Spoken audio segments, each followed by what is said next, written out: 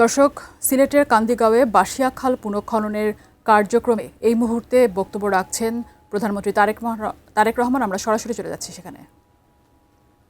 এখানে আপনাদেরই সন্তান বসেছে মুক্তাদির।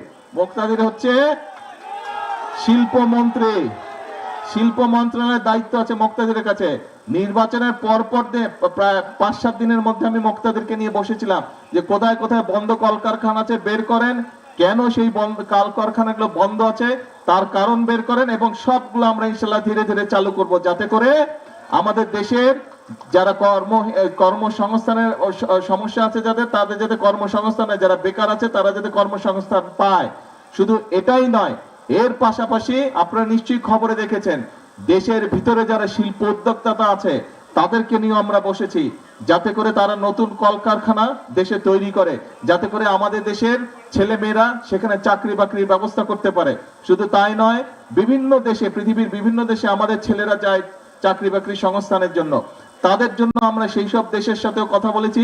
দেশের বিভিন্ন জায়গায় আগে বিদেশে যে মানুষ যেত সেইগুলা জায়গা বন্ধ আছে, সেই সব দেশের সাথে আমরা কথা বলেছি, সেগুলাও ইনশাল্লাহ আমরা চালু করার ব্যবস্থা করছি। অতি দ্রুত সেই সব দেশেও মানুষ যাওয়া আবার শুরু করবে। কাজেই আমরা দেশের মানুষের কর্মসংস্থানের ব্যবস্থা আমরা করার চেষ্টা করছি, কারণ এই সরকার হচ্ছে আপনাদের সরকার। এই সরকারকে আপনারা নির্বাচিত করে ক্ষমতায় পাঠিয়েছেন। কাজে এই সরকারের সবচেয়ে বড় দায়িত্ব হচ্ছে, এই সরকারের 1 নম্বর দায়িত্ব হচ্ছে এই দেশের মানুষের স্বার্থ দেখা। এই সরকারের 1 নম্বর দায়িত্ব হচ্ছে, 1 নম্বর কাজ হচ্ছে এই দেশের মানুষের সমস্যার সমাধান করা। ইনশাআল্লাহ আপনারা যদি আমাদের সাথে থাকেন, আপনারা যদি আমাদের পাশে থাকেন, ইনশাআল্লাহ বাংলাদেশকে আমরা ইনশাআল্লাহ সামনের দিকে এগিয়ে নিয়ে যাব। বাংলাদেশকে অন্য যেগুলা উন্নত দেশ আছে তাদের পাশাপাশি ইনশাআল্লাহ আমরা দাঁড় করাতে সক্ষম হব, আমরা সবাই মিলে যদি কাজ করি। সেই জন্যই আমি সব সময় একটা কথা বলি, আল্লাহ তাআলা বলে দিয়েছেন আমি সেই জাতিকেই সাহায্য করি যারা নিজেদেরকে সাহায্য করে। বলছেন আল্লাহ তাআলা। কাজে আসেন, আমাদের কথা একটাই কথা, সেটা হচ্ছে কাজ, কাজ আর কাজ।